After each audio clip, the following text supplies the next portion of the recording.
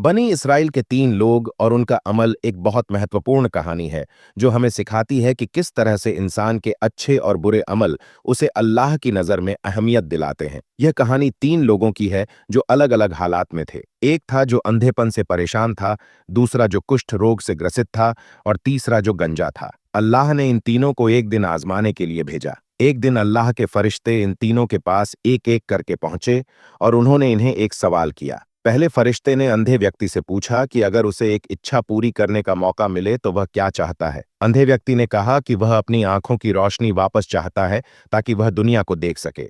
फरिश्ते ने उसकी यह इच्छा पूरी की और उसे फिर से आंखों की रोशनी दी। फिर फरिश्ते ने उसे पूछा कि वह अपनी दौलत में से किसे कुछ देना चाहता है, तो उसने कहा कि वह अपनी दौलत गरीबों को देगा।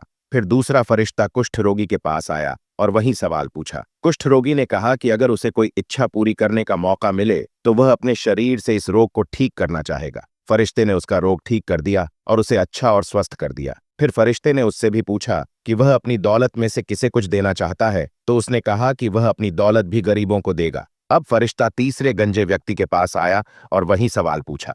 गंजे व्यक्ति ने कहा कि अगर उसे कोई इच्छा पूरी करने का मौका मिले तो वह अपना सिर बालों से भरना चाहेगा। फरिश्ते ने उसका सिर बालों से भर दिया और फिर उससे भी पूछा कि वह अपनी दौलत में से किसे कुछ देना चाहता है, तो उसने भी वही जवाब दिया कि वह गरीबों को देगा। अल्लाह ने इन तीनों की इच्छाएं पूरी की और इनकी सच्चाई और नेकियत को देखकर उन्हें इनाम दिया। लेकिन जब इन तीनों से एक एक करके पूछा गया कि अगर उन्हें अपनी दौलत में से किसी को कुछ देना हो तो किसे देंगे, तो इन तीनों ने अपने दिल की बात कही और गरीबों को अपनी दौलत दी। इससे अल्लाह खुश हुआ और इन तीनों को अपनी कृपा से नवाजा। यह कहानी हमें सिखाती है कि अगर इंसान सच्चे दिल से किसी की मदद करता है और अपनी दौलत को सही जगह पर खर्च करता है तो अल्लाह उसकी नेकियत और अच्छे अमल को जरूर स्वीकार करता है।